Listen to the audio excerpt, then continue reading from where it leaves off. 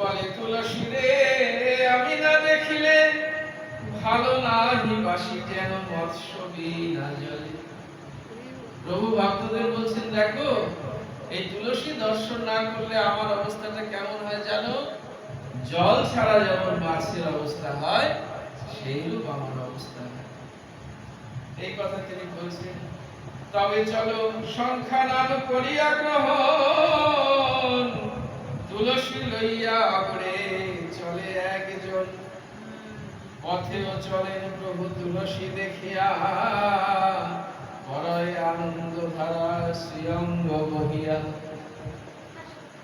তো প্রভু যখন এই কথা বললেন তখন সেই ঘটের মধ্যে তুলসী স্থাপন করা বৃন্দাজিকে নিয়ে এক ভক্ত আগে আগে চলছেন আর সংখ্যা সংকীর্তন করতে করতে ভক্তরা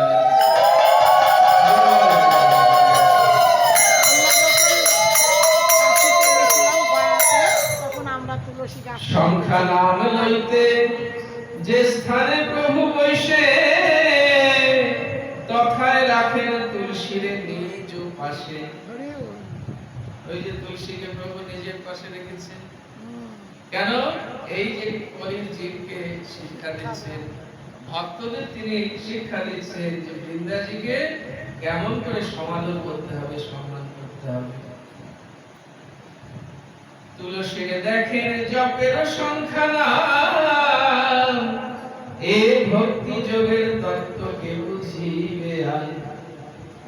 পুনঃ সেই সংখ্যা নাম পরশ করিয়া জলের ঈশ্বর সঙ্গে তুলসী লইয়া। হাতে জপের মালা, সংখ্যা ধরে ধরে নাম করছে। সংখ্যা যখন সমাপন হচ্ছে তখন আবার মালা তুলসীকে স্পর্শ করে আবার সেখান থেকে সংকীর্তন করতে করতে আর এক জায়গায় যাচ্ছে। শিক্ষা গুরু নারায়ণ যে করায় শিক্ষা, তাহা যে মানায় সেই জন পায় রক্ষা। অতএব এই শিক্ষাগুলো